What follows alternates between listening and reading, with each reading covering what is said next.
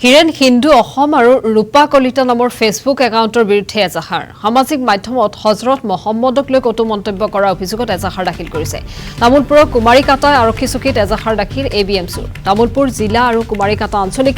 এবিএমছুৱে এজাহাৰ দাখিল কৰিছে এই ঘটনা সন্দৰ্ভত এই ঘটনাক কেন্দ্ৰ কৰি মুছলমান সমাজত তীব্ৰ প্ৰতিক্ৰিয়াৰ সৃষ্টি হৈছে অভিযুক্তক শীঘ্ৰে গ্ৰেপ্তাৰ কৰি কঠোৰ শাস্তি প্ৰদানৰ দাবী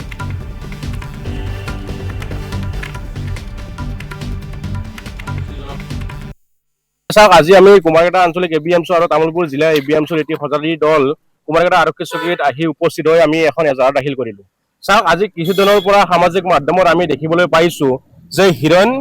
হিন্দু অসম আৰু ৰূপা কলিতা নামৰ ফেচবুক গৰাকীয়ে সামাজিক মাধ্যমত বিশ্ব নবী হজৰত মহম্মদ সাল্লাল্লাহু আলাইহি সাল্লামক লৈ কটু মন্তব্য কৰা আমি পৰিলক্ষিত হৈছে আজি কিছুদিনৰ পৰা তেখেতসকলে সমাজখন এক বিশৃংখল কৰাৰ পৰিৱেশ কৰাৰ কাৰণে চেষ্টা কৰিছে আমি প্ৰশাসন তথা চৰকাৰক দাবী উত্থাপন কৰিছো যে তামুলপুৰ জিলা এবিএমছু আৰু কুমাৰীকাটা আঞ্চলিক এবিএমছুৱে যে অতি সোনকালে দোষী কাৰত্ব কৰি দৃষ্টান্তমূলক শাস্তি দিয়াৰ কাৰণে আমি দাবী উত্থাপন কৰিছো অন্যথা এই অসমখনৰ যি সাম্প্ৰতিক